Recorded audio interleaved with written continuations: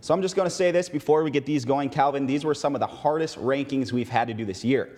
There were maybe 2 teams we were absolutely sure of where they belong. Let's go through the latest ranks brought to you by Marquette Automotive. No change at the very top of the 11-man rankings. Escanaba beats Oconto, Wisconsin 21-7, and they hold down the top spot. Kingsford was impressive in dispatching Menominee on the Maroons' home field. As fate would have it, these 2 teams play each other this week. Now this is where things get interesting. Number 3 is the Westwood Patriots. We haven't been talking about this team enough. They have absolutely crushed every team they've come up against, with the lone exception being their loss to Gladstone. Number 4 is West Iron County. The Whitecons went on the road and took down Hancock to clinch the Westpac title. And number 5 is Menominee. It's just hard to knock the Maroons totally off the rankings, taking into account their losses coming to the best 2 teams in the UP. So what do you think, Calvin? Menominee still there at number 5, Esky at 1. Anything stand out to you on these rankings? Yeah, I think, as you mentioned, Westwood being at number 3 in the number 3 spot. Like you said, they've been a very good team all season long with, that one exception, that one loss against Gladstone.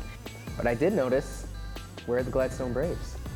So Gladstone, they started off the season on fire, scoring a lot of points, dominating their opponents, but as the season starts to wind down here towards the end, they haven't really been playing too well. Even in their wins, they haven't been as impressive as they've been, and you never want to enter playoff time, you're not peaking at the right time, and I think right now, Gladstone, they just don't have the momentum behind them.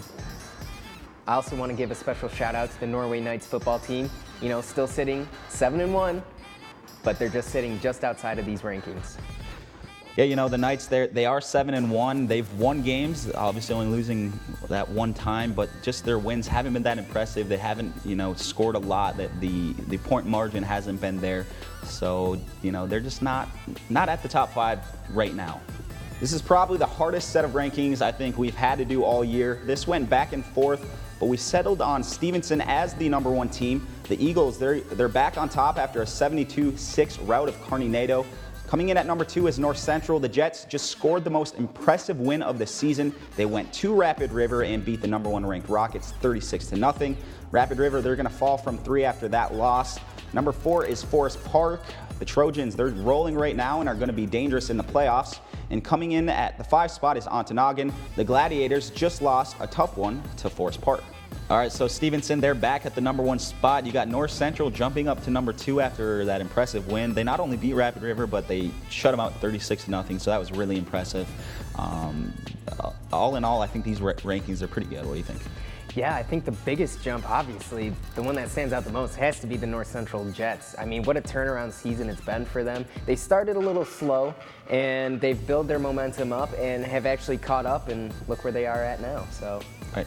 And like we said, I mean, these rankings, they could go either way. All these teams, they've kind of been beating up on each other. Every time you think you have a top team set in stone, there's a big upset, I guess you can say. Definitely going to be a huge one against North Central and Stevenson. I think that one's going to definitely tell us who the best team in 8-man is this year. And yeah, earlier, back in week 2, I mean, you had Forest Park and North Central go into overtime in an overtime duel, and Forest Park ended up being the winners in that one. And again, it just goes to show that this 8-man football league is the wild, wild west of UP football.